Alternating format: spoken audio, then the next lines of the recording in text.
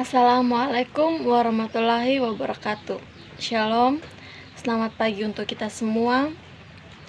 Perkenalkan, nama saya Agnes Marcella Nomleni dari kampus Universitas Muhammadiyah Kupang, Prodi Pendidikan Sosiologi. Semester 3.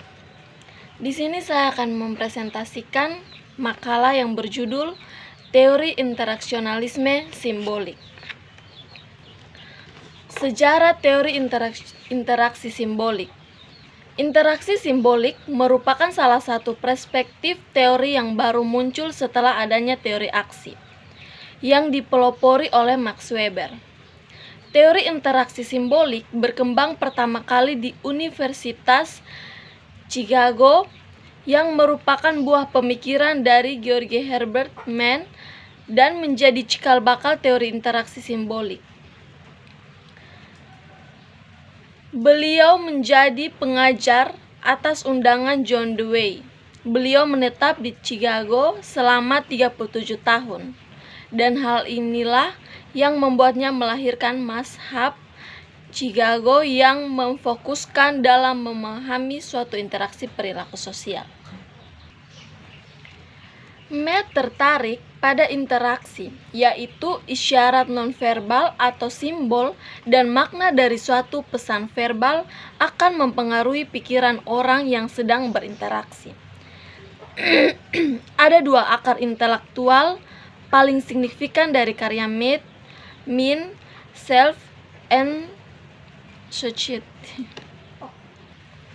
Menurut Matt, manusia mempunyai sejumlah kemungkinan tindakan dalam pemikirannya sebelum ia memulai tindakan yang sebenarnya.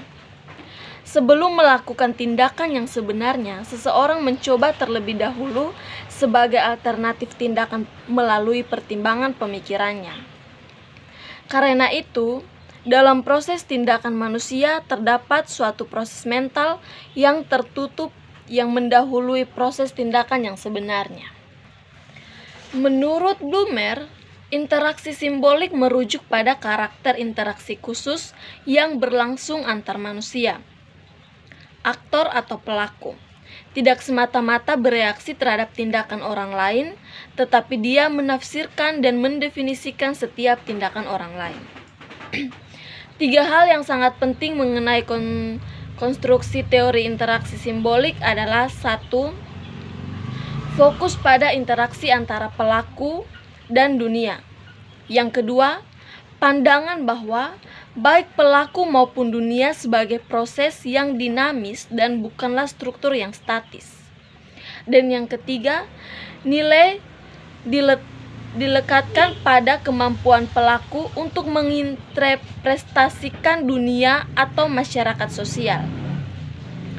Blumer mengatakan bahwa untuk memahami fenomena masyarakat, yaitu seorang peneliti harus melakukan observasi secara langsung atau partisipatif dengan dua cara, yaitu: 1. Eksplorasi ke tingkat pemahaman yang menghasilkan sensitiving.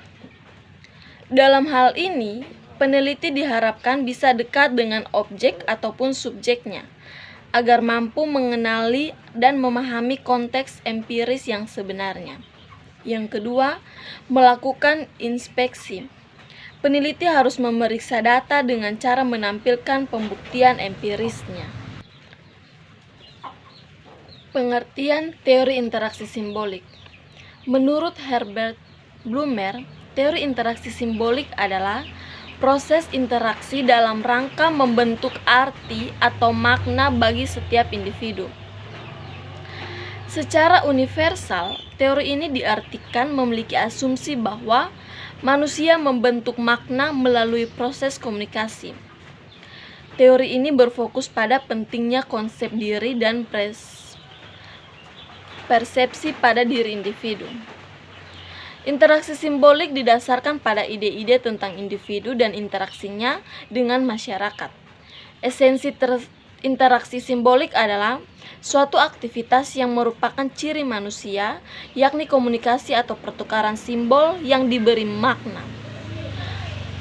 Perspektif interaksi simbolik berusaha memahami perilaku manusia dari sudut pandang subjek yang menyarankan bahwa perilaku manusia harus dilihat sebagai proses yang memungkinkan manusia membentuk dan mengatur perilaku mereka dengan mempertimbangkan ekspektasi orang lain.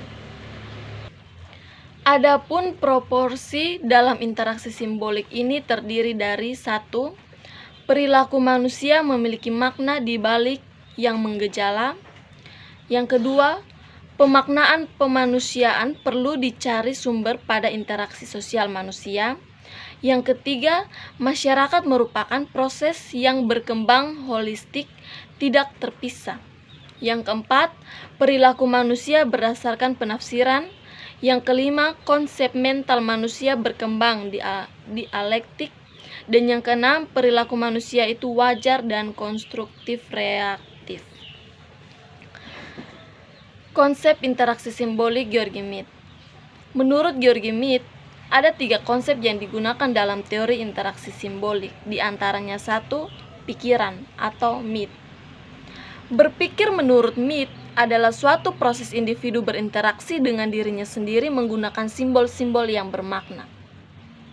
Manusia menggunakan isyarat-isyarat dan simbol-simbol seperti bahasa untuk membentuk suatu pemikiran atau myth. Melalui proses interaksi itu, individu memilih mana di antara stimulus yang tertuju kepadanya akan ditanggapinya. Dengan demikian, individu tidak secara langsung menanggapi stimulus, tetapi terlebih dahulu memilih dan kemudian memutuskan stimulus yang akan ditanggapinya. Tanggapan seseorang tidak dibuat secara langsung terhadap tindakan orang lain, tetapi didasarkan atas makna yang diberikan terhadap orang lain. Yang kedua, diri atau self.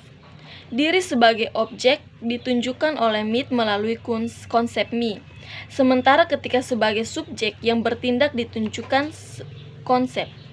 Analisis Mead mengenai membuka peluang besar bagi kebebasan dan spontanitas.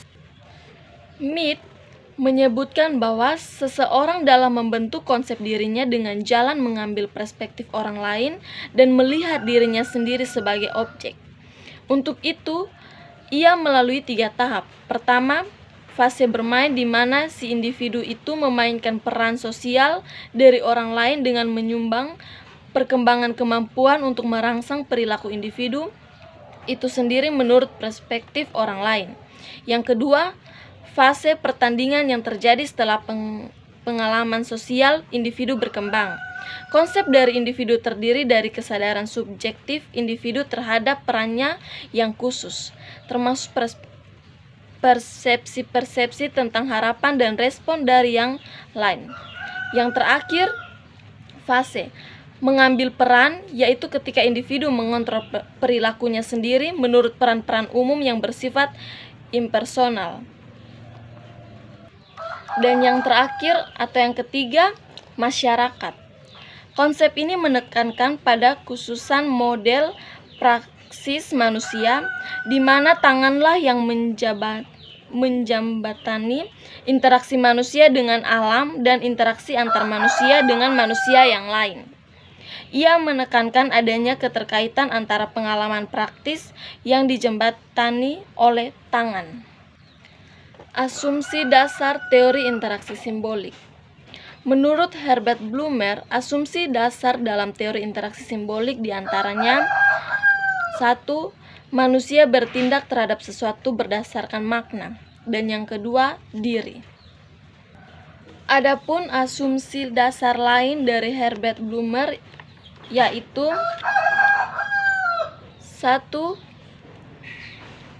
Fokus kajian adalah pada individu atau pelaku dan dunia sekitarnya.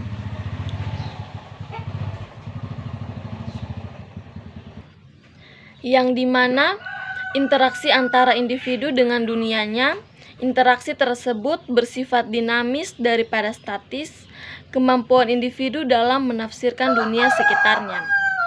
Fokus berikutnya pada perilaku atau tindakan sosial oleh individu. Perilaku atau tindakan individu merupakan keputusan akhir dari penafsiran individu terhadap dunia sekitarnya. Kesimpulannya, teori interaksi simbolik merupakan salah satu teori dalam paradigma definisi sosial yang dipelopori pertama kali oleh Georgi Mead. Kemudian dimodifikasi atau disempurnakan oleh Herbert Blumer untuk mencapai tujuan tertentu.